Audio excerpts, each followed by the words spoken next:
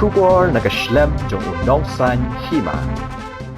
Ubak Charles Pynrem Presiden ke AITC ula Pynrem juri ke Jingjia ke belajar Thangskai is Giant Hills ke belajar mana ke arpu sautri unailar arajar arpulai ha kesengi berpenong ke public hearing dengan Meghalaya State Pollution Control Board.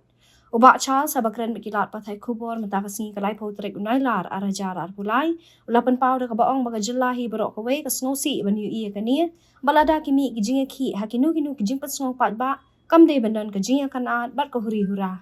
Haga juga por loong bagi Pulit ke jela kim dai ban shu bom bat shua iki Paidbah bat kham tam iki long kami bat ki kan thai dai di bandan da ke Jingjia kran ke bay snu thu lang Kalau pisau si shiboni di nong juga jela joni kami pun jauh kalau ada ni pun go protest berkedan lagi di public hearing long nothing can be solved by violence we just through dialogue because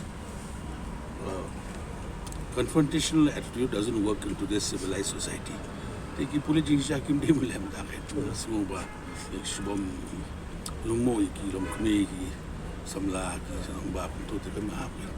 But that should not take place. So it should not in the future. I mean, I really condemn that incident, irrespective of why they were there in the first place. Habakren pat alor ki jaka khaput ubak chal sulong ba umpat da itu bahai ki jaka khaput handai ki jaka ki bahab hi Meghalaya ka sarkar ka haban kit kle bat haban chem di sen jam ban pentikna makan omdan ke jingshalan bian ki mar ki mata namar ka ni ka de ka balong persya ya ka an. See, I am not very familiar with that area because honestly I have not been there.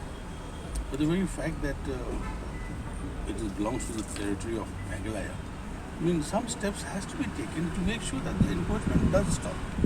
This illegal encroachment is, I mean, it's going against the law. It's legally not allowed.